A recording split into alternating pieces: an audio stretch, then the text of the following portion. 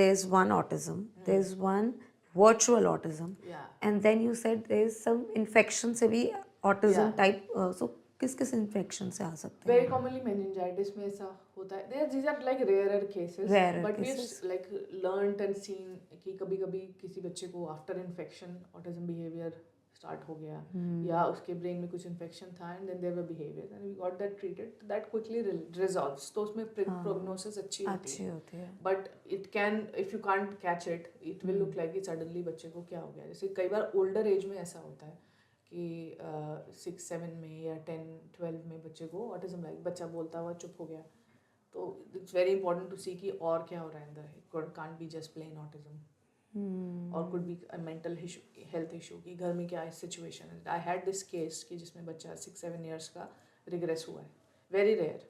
बच्चों के generally under 3 में सिम्टम्स मिल जाते हैं. व्हेन पीपल स्टार्ट वर्किंग वो धीरे धीरे इंप्रूव करना शुरू कर देते हैं. रिग्रेशन बहुत कम होता है unless you are really creating a blunder या बच्चा बहुत ही सिक हो गया कुछ और उसके सुपर इम्पोज हो गया. तो इन दैट सिचुएशन घर का माहौल बहुत ज़्यादा टेंस था. Parents had mental health problems, real problems जिसकी वजह से बच्चा सप्रेस हो गया बहुत ज़्यादा.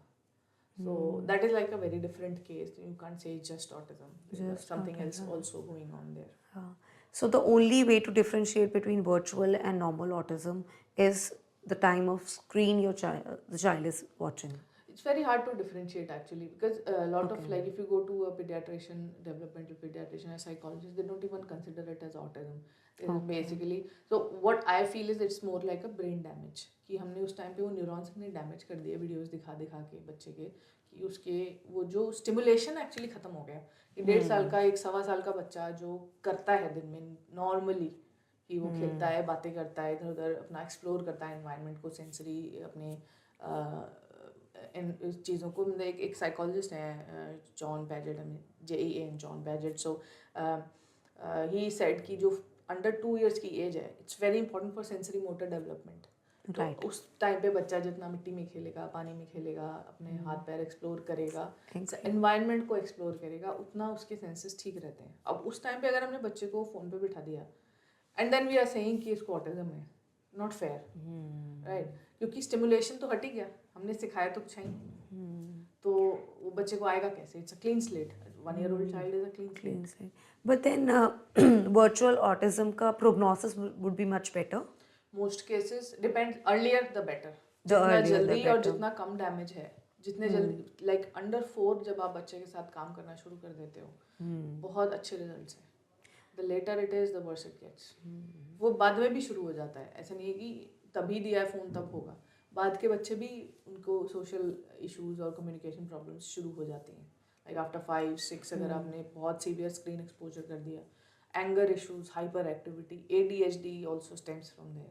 Like very very I think the most common जो सिम्टम है स्क्रीन इंड्यूस्ड ऑटिज्म का वो है hyper activity. They just can't sit still. Speech भी आ जाती है, लर्निंग भी ठीक हो जाती है, they catch up on most milestones. But hyperactivity like every parent in this situation tells me it's hyperactivity नहीं जा रही. They can't sit still. So that's why I feel like that's a lot of brain damage. They can't concentrate on anything. They can't sit still. क्योंकि जैसे CoComelon ही हो गया और lot of videos like this जो बच्चों के लिए designed है. lot of studies have been conducted कि जो जिस फ्रेम से जिस रेट से वो फ्रेम्स चल रहे हैं they are so fast कि even adult brains are not used to it. तो हमारे लिए वो पैदा होते ही हमें ऐसा एक्सपोजर दे दिया and then we are expecting them to settle in a more boring relaxed life जिसमें कि आपके पास एम्प्टीनेस भी है, आप बोर भी हो रहे हो. कभी आपको किसी के लिए वेट भी करना पड़ रहा है. All of that is missing. So they are just not used to it.